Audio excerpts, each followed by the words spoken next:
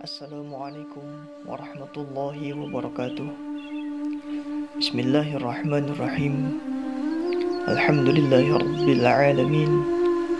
Wassalatu wassalamu ala ashrafil anbiya'i wal mursalin Sayyidina wa nabiyyina wa maulana Muhammadin wa ala alihi wa sahbihi ajma'in. Subhanaka la ilma lana illa ma 'allamtana innaka antal alimul hakim. Wa tub 'alaina innaka antat tawwabur rahim. Qala rabbi shrah li sadri wa yassir li amri wahlul 'uqdatam min lisani yafqahu qawli. Kisah Syekh Abdul Qadir Al-Jailani, belajar mengukur derajat diri. Sebuah kisah dari hikayat Syekh Abdul Qadir Al-Jailani di bawah ini dapat menjadi contoh konkret untuk mempermudah pemahaman kita mengenai hikmah atas karunia dan jalan takdir manusia. Al-Kisah, semasa hidupnya, sang wali kutub Syekh Abdul Qadir Al-Jailani memiliki pengaruh yang begitu luas dan terus meluas ke seluruh penjuru dunia.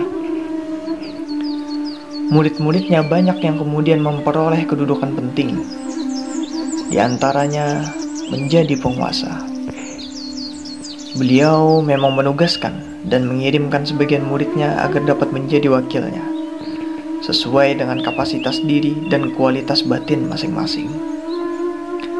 Ada yang menempati jabatan hakim, gubernur, hingga raja.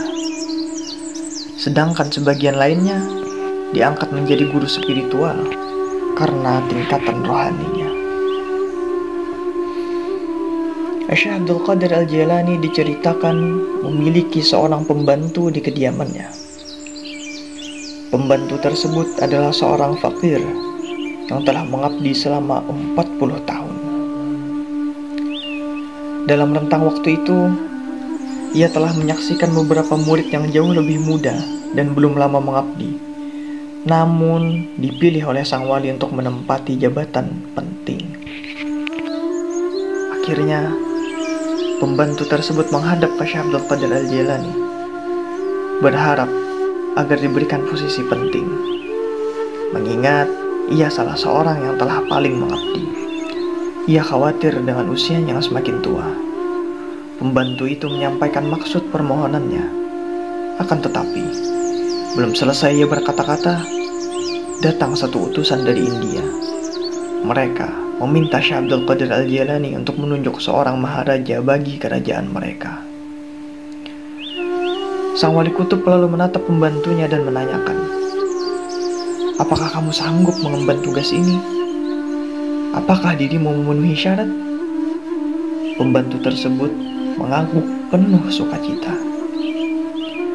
Selepas para utusan keluar dari ruang pertemuan, Syekh Abdul Qadir Al-Jailani menyampaikan persyaratan kepada pelayannya.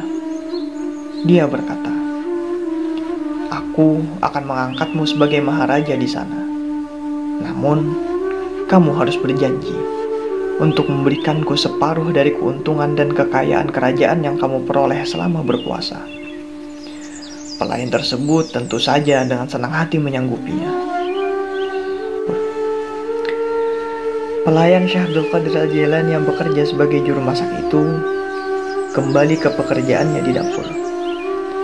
Dirinya harus menyiapkan dan menyajikan sebuah hidangan besar. Saat tengah mengaduk masakannya di dalam kuali raksasa dengan sendok kayu, ia dipanggil untuk pergi bersama utusan-utusan dari India, karena akan segera dinobatkan menjadi maharaja di negeri tersebut. Sesampai di India, pembantu Syekh Abdul Qadir Jailani pun diangkat menjadi raja. Ia memperoleh kekayaan yang melimpah ruah. Tak lama, dirinya menikah dan dikaruniai seorang anak laki-laki.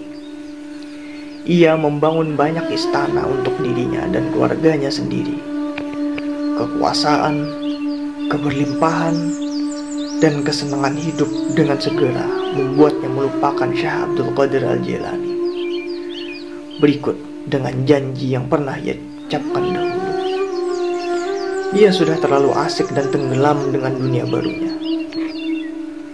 Pada suatu hari, Syekh Abdul Qadir Al-Jailani mengirim utusannya untuk menyampaikan bahwa ia akan berkunjung. Pelayan yang telah menjadi raja di India tersebut bersiap-siap menyambut kedatangan Syekh Abdul Qadir Al-Jailani di kerajaan.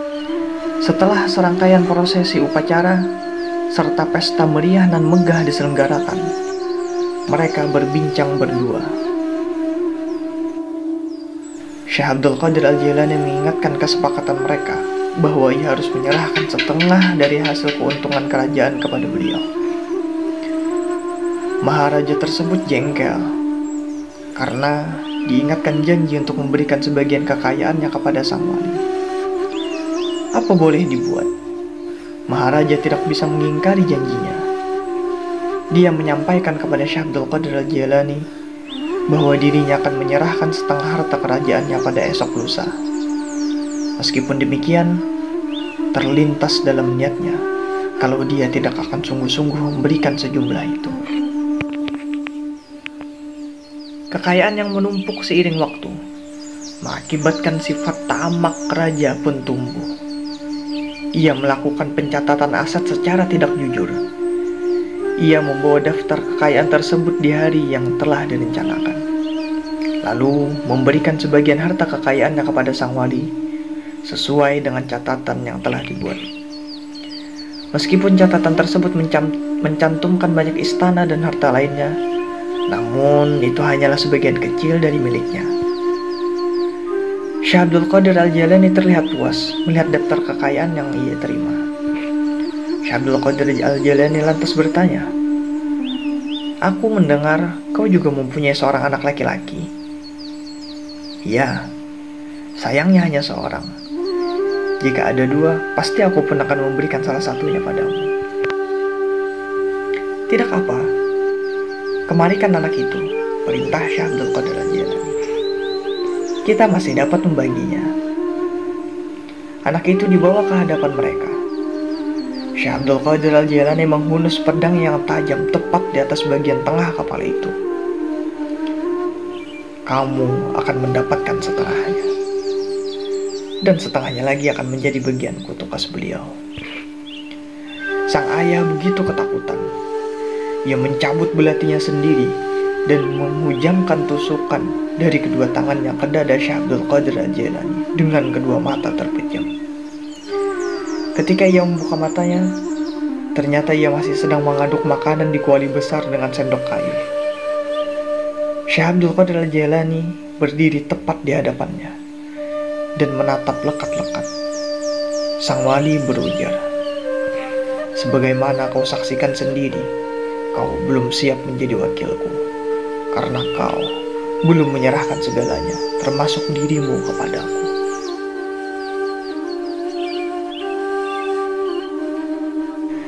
Sebagai kekasih Tuhan, Syekh Abdul Qadir Al-Jailani dikaruniai dengan kemampuan membaca manusia karena dirinya telah kasyaf atau tersingkapnya tabir antara dirinya dengan Tuhan. Dia dapat menyelami dimensi hakikat yang memperlihatkan sifat-sifat asli manusia telanjang di mata batinnya, sehingga dia mengetahui persis siapa-siapa manusia yang cocok untuk satu urusan, tetapi tidak tepat menempati posisi tertentu. Hal tersebut terkait dengan perbedaan makom atau derajat diri. Manusia itu hakikatnya unik. Keunikan yang merupakan sebuah keniscayaan karena sebagai hasil karya Tuhan. Manusia diciptakan dengan keanekaragamannya masing-masing. Keunikan tersebut meliputi perbedaan segala sifat dan karunia yang diterima oleh setiap manusia sesuai dengan kadar kemampuan dan kapasitas lahir batinnya. Jika dalam sebuah lintasan takdir, seorang manusia direncanakan Tuhan akan menjadi pemimpin besar, sudah tentu di dalam dirinya memiliki daya-daya rohani yang telah disiapkan oleh Tuhan. Tersingkapnya daya-daya tersebut pastilah melewati proses panjang pematangan diri dengan berbagai ujian dalam pengalaman hidup. Proses ini berbeda antara satu manusia dengan manusia lainnya, sehingga juga akan melahirkan kualitas pribadi yang tidak akan pernah sama. Ketika seorang manusia menyadari anugerah yang diperolehnya dari Tuhan, bisa bakat atau keahlian tertentu, pada dasarnya dia sedang diarahkan untuk mencapai sebuah tujuan takdir tertentu. Namun, jika dirinya bernafsu menghendaki sesuatu atau posisi yang bukan adalah bagian takdirnya, dia tidak akan pernah sampai ke sana. Walhasil, sudahkah kita sendiri menyadari di mana makom kita? Sejauh mana kita telah memposisikan diri sesuai dengan kapasitas lahir batin yang dianugerahi. Wallahu a'lam bishawab. Wassalamualaikum warahmatullahi wabarakatuh.